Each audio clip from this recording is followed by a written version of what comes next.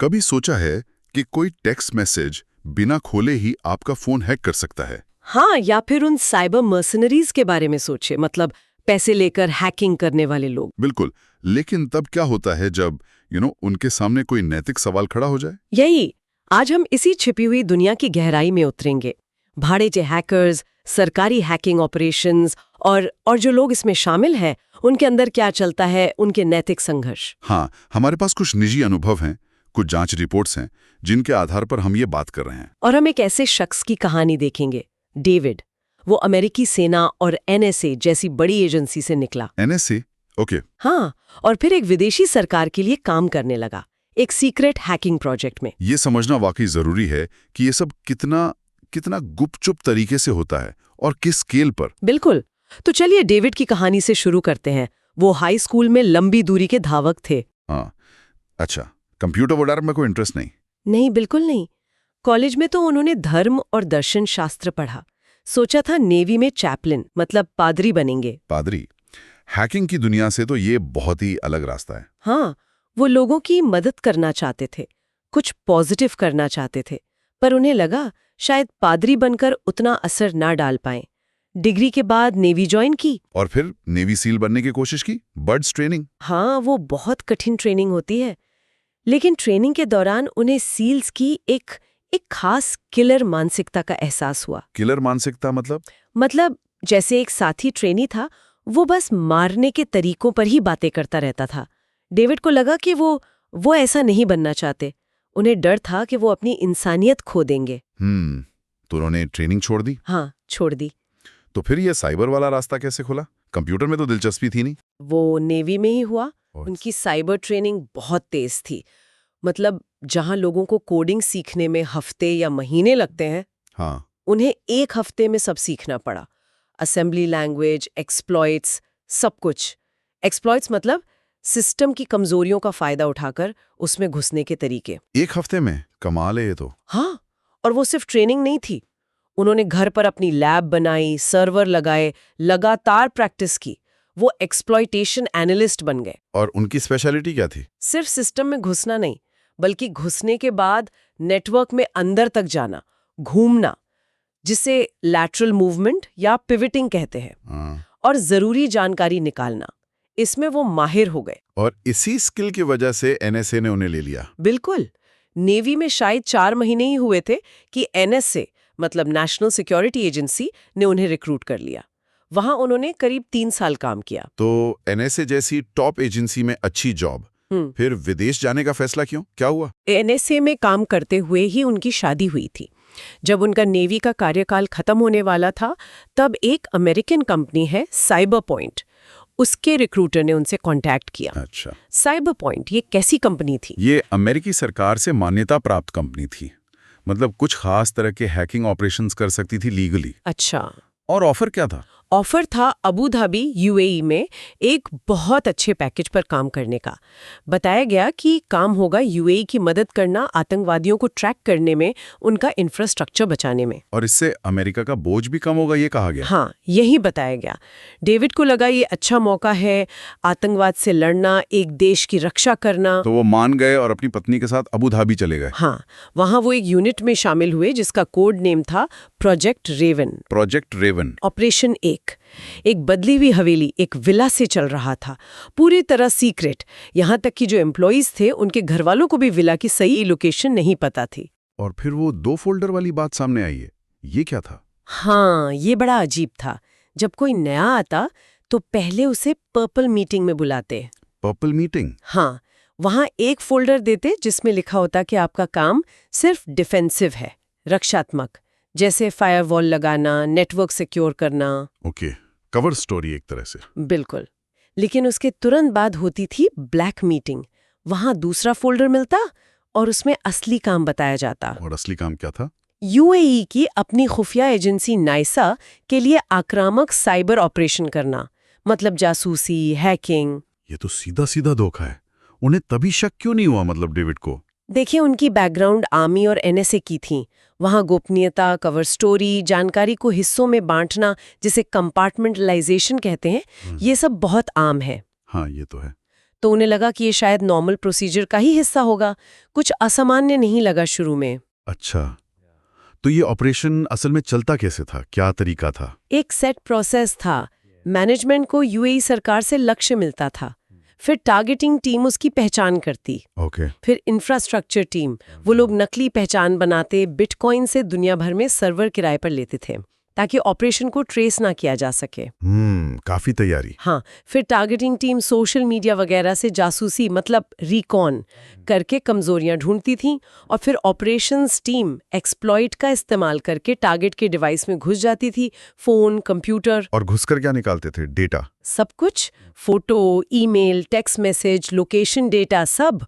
ये सारी जानकारी फिर मैनेजमेंट के जरिए यूएई सरकार को जाती थी। टीम में कौन लोग थे? ज्यादातर अमेरिकी? हाँ, ज्यादातर अमेरिकी ही थे, पहले एनएसए या मिलिट्री इंटेलिजेंस में काम कर चुके लोग।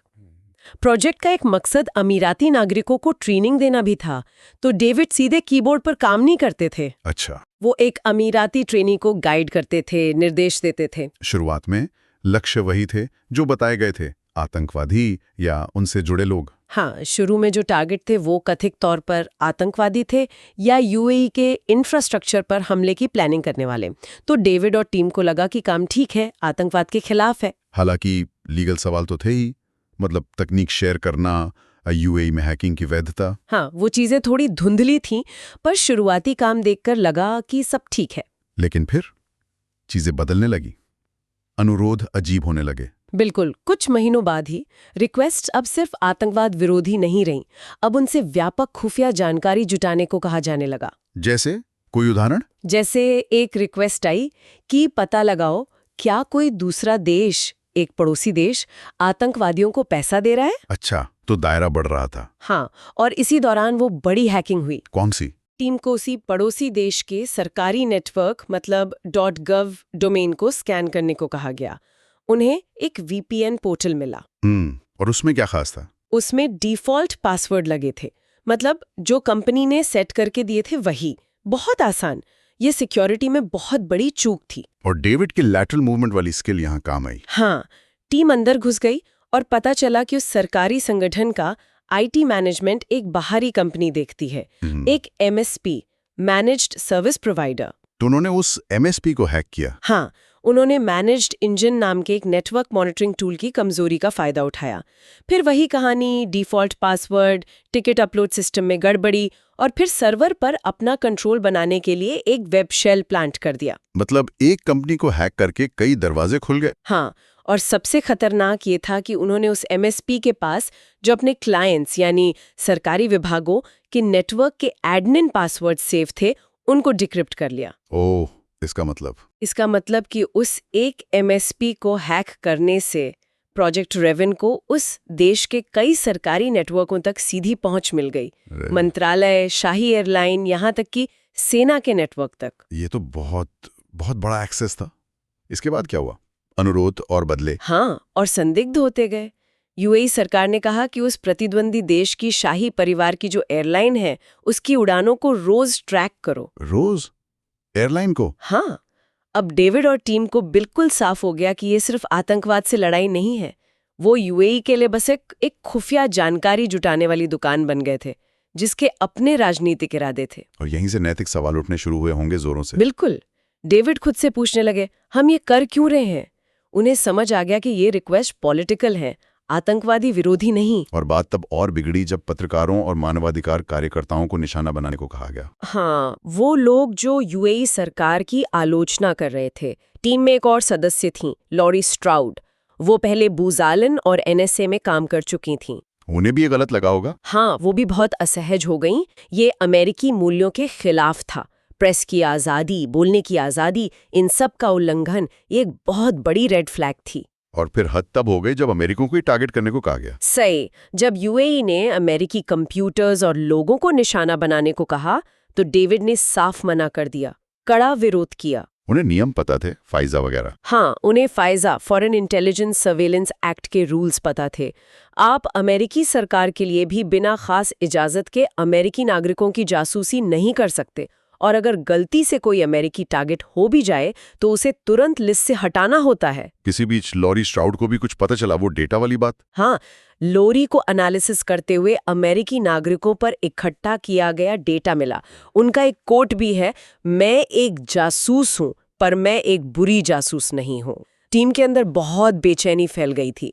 लोग सवाल पूछने लगे थे। तो डेविड ने छोड़ा कब? दिसंबर 2015 में। वो क्रिसमस की छुट्टियों में अमेरिका गए थे। तभी उन्हें उनकी अमेरिकी कॉन्ट्रैक्टिंग एजेंसी से ईमेल आया। उसमें लिखा था कि जो चाहे बिना पेनाल्टी के कॉन्ट्रैक्ट तोड़कर वापस आ सकते हैं। अच्छा, एक तरह से बाहर निकलने का रास्ता दिया गया। हाँ। डेविड और उनकी पत्नी ने फौरन फैसला किया और वापस आ गए। उनके साथ कई और लोग भी प्रोजेक्ट रेवन छोड़ गए। ये तो हुई ऑपरेटिव्स की कहानी, लेकिन जिन्हें निशाना बनाया गया उनका अनुभव कैसा था? जैसे वो मानवाधिकार ब्लॉगर थे, रोरी डॉनिहो। हाँ, रोरी।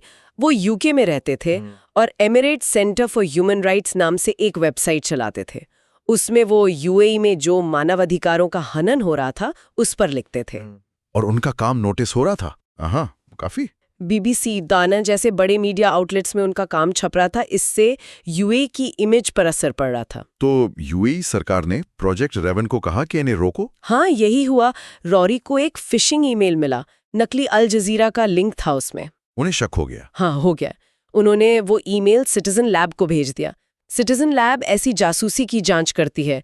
वहां से कंफर्म हुआ कि उन्हें स्पाईवेयर से निशाना बनाया गया था। और भी कुछ हुआ? हाँ, जो अमीराती एक्टिविस्ट गिरफ्तार थे उनके ट्विटर अकाउंट से भी रोरी को स्पाईवेयर वाले लिंक ट्वीट किए गए, मतलब अकाउंट हैक करके। इस सब का रोरी पर क्या असर हुआ होगा? उन्हें लगा जैसे उनकी प्राइवेसी पर हमला हुआ है, खासकर जब पता चला कि उनके परिवार पर भी नजर रखी जा रही थी। सबसे डरावनी बात ये थी कि ये हमला बिल्कुल चुपके से हुआ। उन्हें पता ही नहीं चला। वो लंदन में थे तो सुरक्षित महसूस कर रहे थे, पर सोचते थे कि अगर यूएई में होते तो क्या होता। उन्हें हैरानी भी हुई कि उन जैसे एक ब्लॉगर के पीछे इतने रिसोर्स क्यों लगाए गए। एक और नाम था, अहमद मंसूर। वो कौन थे? अहमद मंसूर यूएई के ही थे, एक बहुत सम्मानित मानवाधिकार कार्यकर्ता। रोरी के कांटेक्ट में भी थे। उन्हें प्रतिष्ठित मार्टिन एनल्स अवार्ड भी मिला था। वो यूएई में मानवाधिकारों की एक बड़ी आवाज थे। तो जाहिर है उन्हें भी निशाना बनाया गया होगा। हाँ, बिल्कुल। प्रोजेक्ट रेवन ने उन्हीं तरीकों से फिशिंग, स्पाईवेयर, अहमद मंसूर के डिवाइस भी हैक किए। लेकिन अहमद का अंजाम रोरी से कहीं ज्यादा बुरा हुआ। क्या हुआ उनके साथ? यूएई अथॉरिटीज ने उन्हें गिरफ्तार कर लिया, आरोप लगाया देश की एकता को नुकसान पहुंचाने का, और 10 साल की सजा सुना दी। 10 साल? हाँ, और रिपोर्ट्स है कि उनके साथ जेल में टॉर्चर हुआ। हालात बहुत बुरे थे। उन्हें एकांत कारावास में रखा गया। उनके परिवार पर भी बहुत असर पड़ा। पत्नी का फोन हैक हुआ। उन्हें समाज से अलग थलग कर दिया गया। डर का माहौल था। अहमद ने बहुत हिम्मत दिखाई क्योंकि वो जानते थे कि सच बोलने का अंजाम क्या हो सकता है। ये तो बहुत ही भयानक है। अच्छा, अब जरा उन टूल्स पर आते हैं। कर्मा, एक्सप्लॉइट। ये क्या चीज थी? बहुत पावरफुल बताया जाता है इसे। हाँ, कर्मा। ये एक बेहद खतरनाक आईफोन हैकिंग टूल था। यूएई ने इसे 2016 में खरीदा था। इसका काम करने का तरीका एकदम किसी जासूसी फिल्म जैसा था। कैसे? इसे इस्तेमाल करने के लिए बस टारगेट के आईफोन का नंबर या ईमेल चाहिए होता था। बस। फिर टारगेट को एक टेक्स्ट मैसेज भेजा जाता। और मैसेज खोलने पर फोन हैक? नहीं, यही तो सबसे डरावनी बात थी। टारगेट को मैसेज खोलने या किसी लिंक पर क्लिक करने की जरूरत ही नहीं थी। इसे कहते हैं जीरो क्लिक एक्सप्लॉइट। बिना क्लिक किए? हाँ, मैसेज फोन पर डिलीवर होते ही वो एक्सप्लॉइट अपने आप एक्टिवेट हो जाता था और फोन से तस्वीरें, ईमेल, टेक्स्ट मैसेज, लोकेशन सब कुछ चुरा लेता था। माना जाता है कि ये एप्पल के आई मैसेज सिस्टम में कोई बड़ी खामी थी जिसका इसने फायदा उठाया। मतलब उस वक्त कोई भी आईफोन यूजर सेफ नहीं था अगर उसका नंबर हैकर के पास हो। ये बहुत बड़ा खतरा था उस समय। हालांकि एप्पल ने 2017 में एक अपडेट निकाला जिससे ये खास एक्सप्लॉइट काफी हद तक बेकार हो गया। डेविड ने खुद कर्मा यूज नहीं किया था, पर जब वो वहां थे शायद दूसरों को गाइड किया हो। डेविड के जाने के बाद प्रोजेक्ट रेवन बंद हो गया? नहीं, साइबर पॉइंट का कॉन्ट्रैक्ट खत्म हुआ और डार्क मैटर नाम की एक यूएई बेस्ड कंपनी ने ये काम टेक ओवर कर लिया। Dark matter? हाँ, रेवन के जो कर्मचारी बचे थे उन्हें ऑप्शन मिला, या तो डार्क मैटर ज्वाइन करो या छोड़ दो। लॉरी स्ट्राउड ने शुरू में डार्क मैटर ज्वाइन कर लिया था, लेकिन वो भी ज्यादा टिकी नहीं शायद। नहीं, डार्क मैटर में उन्होंने देखा कि टारगेट लिस्ट में अमेरिकी पत्रकार भी शामिल थे। उन्होंने फिर आवाज उठाई और नतीजा? नतीजा ये हुआ कि उन्हें छुट्टी पर भेज दिया गया, उनका पासपोर्ट रद्द कर दिया गया। वो कुछ समय के लिए यूएई में फंस गईं। बड़ी मुश्किल से आखिरकार उन्हें अमेरिका लौटने दिया गया। और अमेरिका पहुंचने पर रिको की जासूसी हुई थी, लेकिन उन्होंने नाम बताने से इनकार कर दिया। FBI इस मामले की जांच अभी भी कर रही है। इसमें वर्गीकृत जानकारी ट्रांसफर करने, अमेरिकी नागरिकों को टारगेट करने जैसे गंभीर आरोप हैं। कंपनियों का क्या कहना था? साइबर पॉइंट, डार्क मैटर, उन्होंने कुछ कहा इस पे? ऑफिशियली तो साइबर पॉइंट के CEO ने यही कहा कि मिशन सिर्फ डिफेंसिव था, और डार्क मैटर ने रॉयटर्स की इस पूरी रिपोर्ट को ही झूठा और मानहानिकारक बताकर खारिज कर दिया। एक और दिलचस्प बात थी ब्राउजर ट्रस्ट वाली। डार्क मैटर सर्टिफिकेट अथॉरिटी बन गई थी। इसका क्या मतलब है और क्या हुआ उसका? हाँ, ये बड़ा अजीब था। सर्टिफिकेट अथॉरिटी CA वो कंपनी होती है जो वेबसाइट्स को SSL सर्टिफिकेट देती है, जिससे ब्राउजर में वो लॉक का निशान आता है, मतलब कनेक्शन सिक्योर है। हाँ। डार्क मैटर एक CA बन गई और फायरफॉक्स, गूगल जैसे बड़े ब्राउजरों ने शुरू में उसके सर्टिफिकेट्स पर भरोसा भी किया, लेकिन जब ये रॉयटर्स की रिपोर्ट आई तो इन कंपनियों ने डार्क मैटर का CA स्टेटस रद्द कर दिया। क्यों? क्योंकि जाहिर है, एक कंपनी जो खुद जासूसी और हैकिंग में शामिल है, उस पर आप वेबसाइटों की सुरक्षा प्रमाणित करने के लिए कैसे भरोसा कर सकते हैं? सही बात है। अच्छा, क्या कर्मा जैसे जीरो क्लिक एक्सप्लॉइट्स के बारे में बाद में और कुछ पता चला कि वो काम कैसे करते थे? हाँ, कर्मा की कहानी ने गूगल की प्रोजेक्ट जीरो टीम की एक रिसर्चर नैटली सिल्वानोविक का ध्यान खींचा। प्रोजेक्ट जीरो गूगल की टीम है जो सॉफ्टवेयर में नई, अनजानी कमजोरियां ढूंढती है। ओके, तो उन्होंने क्या पाया? नैटली ने iMessage पर रिसर्च की। उन्होंने पाया कि कुछ खास तरह की फाइल्स, जैसे एक खास तरह की जिप फाइल, अगर iMessage से भेजी जाए तो आईफोन बिना यूजर के क्लिक किए ही उस फाइल को प्रोसेस करने की कोशिश करता है, और इस प्रोसेस में वो चुपके से किसी बाहरी वेबसाइट से कनेक्ट हो सकता है बिना क्लिक किए? हाँ, इससे हैकर को कुछ जानकारी मिल सकती है, जैसे IP एड्रेस। उन्होंने ये जानकारी एप्पल को दी और एप्पल ने पैच जारी किए। ये शायद कर्मा के काम करने के तरीके का एक हिस्सा समझाता है, पर शायद पूरी कहानी नहीं। ये जीरो क्लिक एक्सप्लॉइट्स बहुत कॉम्प्लेक्स होते हैं। बिल्कुल। तो कुल मिला के देखें तो ये कहानी एक आदर्शवादी सोच से शुरू हुई थी शायद, लेकिन पहुंच गई राज्य प्रायोजित हैकिंग और साइबर मर्सनरीज की एक बहुत ही जटिल और नैतिक रूप से ग्रे एरिया वाली दुनिया में। बिल्कुल, हमने डेविड लॉरी जैसे ऑपरेटिव्स की नज़र से देखा और रॉरी अहमद जैसे पीड़ितों के अनुभव भी सुने। हाँ, और डेविड की जो चेतावनी है वो उन टेक प्रोफेशनल्स के लिए खास है जो विदेश में ऐसे कॉन्ट्रैक्ट्स के बारे में सोच रहे हैं, खासकर साइबर ऑफेंसिव रोल्स में। हाँ, उनका कहना है कि जो जॉब डिस्क्रिप्शन बताया जाता है वो अक्सर असलियत से बिल्कुल अलग होता है। उनकी सलाह है, पहले अकेले जाओ, देखो, समझो, फिर परिवार को ले जाने का सोचो, और विदेशी रिक्रूटर से बहुत सावधान रहो। और आखिर में यह हमें एक बहुत बड़े सवाल पर सोचने को मजबूर करता है ना। आज की दुनिया डिजिटल इंफ्रास्ट्रक्चर और इंफॉर्मेशन पर इतनी ज्यादा निर्भर है। ऐसे में हम राष्ट्रीय सुरक्षा, कॉर्पोरेट फायदे, व्यक्तिगत गोपनीयता और मानवाधिकारों के बीच वो बारीक लकीर कहाँ खींचें? और इन ग्रे एरियाज में काम करने वाले लोगों की, इंडिविजुअल्स की जवाबदेही कितनी है? ये सवाल भविष्य में और भी ज्यादा अहम होते जाएंगे।